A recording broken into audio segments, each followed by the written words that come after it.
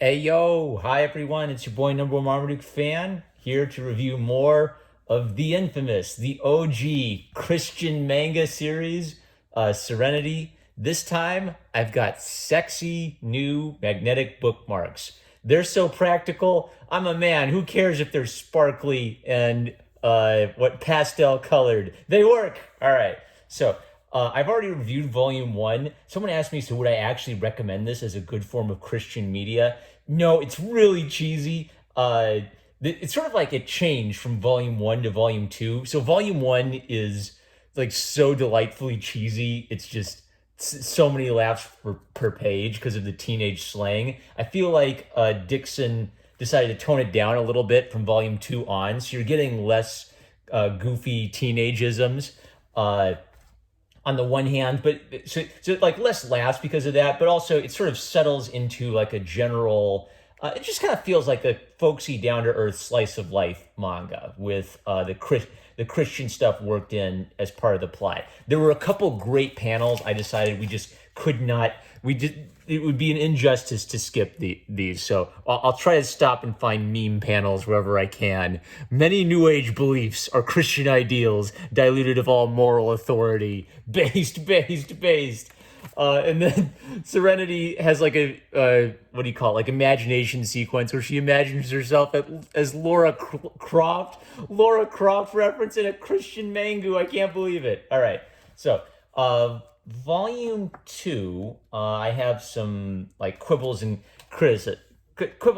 So I guess like the pro is the con, where it feels like an authentic little slice of life manga, but a lot of the situations feel sitcom-y. So Serenity sneaks into school to return some stolen money, and Susan, one of the girls in the Christian prayer club, catches her. So sort of jokingly says, well, then now you have to join the Christian prayer club, right? So it's sort of like there's this kind of like maybe like this uneasy gray area where on the one hand, if you did it as a super cheesy PSA, then the Christian kids would always be acting perfect and the bad atheist character would always be acting terrible. They actually do this nice balance thing where the Christian kids do screw up and make mistakes, but sometimes it's sort of like there's a fuzzy line between what is supposed to be imitable behavior and what is supposed to be like the kids acting goofy. So it's like in a real life situation, this is not the best way to invite you do not blackmail someone. You're blackmailing me. Black femailing you actually, but you get my point. I changed my mind. It's all worth it just for that pun. Hopping ahead, Serenity has abused drugs in the past, and so she's on probation. So they kind of like do the thing where she goes to AA. They talk about the 12 steps, and they kind of make the point that some of the Christian kids are in Addicts Anonymous. So some of them are there for bulimia, some of them are there for alcohol. So I actually kind of appreciate that.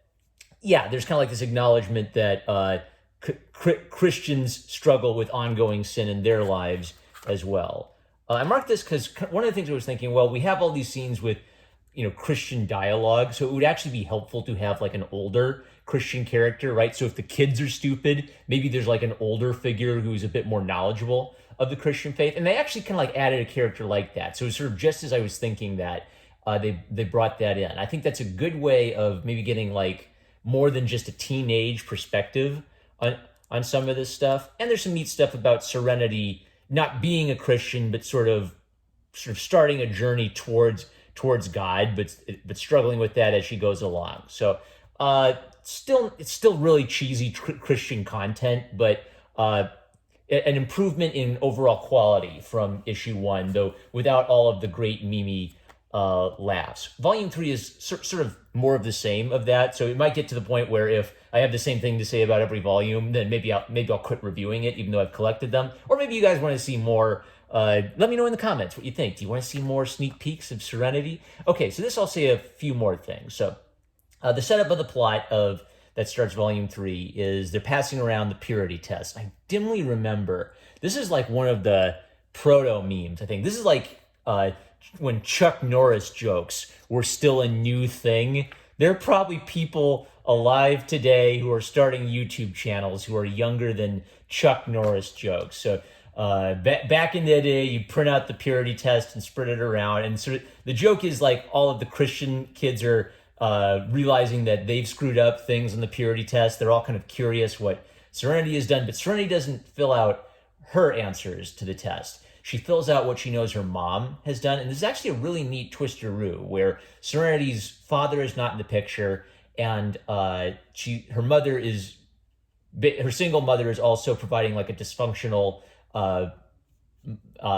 role model, is a dysfunctional role model for her, where basically she wants Serenity to be a perfect little girl. Her mother has kind of like been like a burned out hippie and doesn't really care about modeling that much pure behavior for Serenity herself. Every time Serenity is trying to fix up things or do what's right, her mom kind of like roasts her over the coals. So it actually kind of like makes so much sense that a girl who's like this much of a spoiled brat comes from a dysfunctional household. I marked this page because this is another thing where I'm on the fence about it. So it's sort of like a goofy, picture of Satan in a used car salesman suit trying to tempt Jesus, and Jesus just brushing him off. So I actually like this scene because I feel like visual comedy is a great strength of a lot of authentic manga.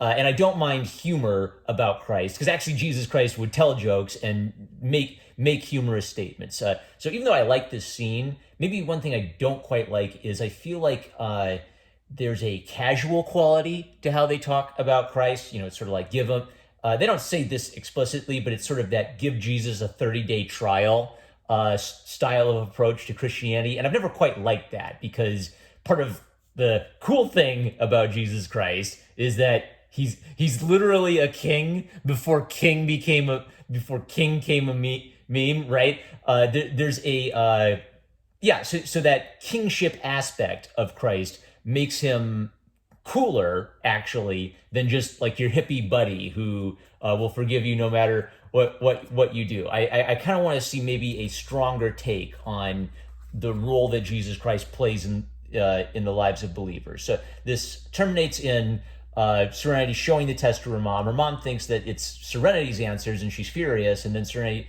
explains, no, I filled that out based on what the kind of things you do. And her mom instantly goes from being mad at Serenity for doing these things, for being mad at Serenity for judging her for doing these things. So I'm kind of interested to see how they develop the like dysfunctional household aspect of things. Then there's one of these classic, sitcom plots where the kids have to do the egg baby assignment, and Serenity isn't taking it too seriously, and then she finds an abandoned baby and has to take care of it. So just fun, simple situational comedy. So that's what I've got to say mostly about Volume 2 and 3. Not as many memeable moments as Volume 1, but I'll keep an eye out for those. Oops, can't show that in a Christian manga. I'm a normal Marmaduke fan. Love you guys. Catch you later.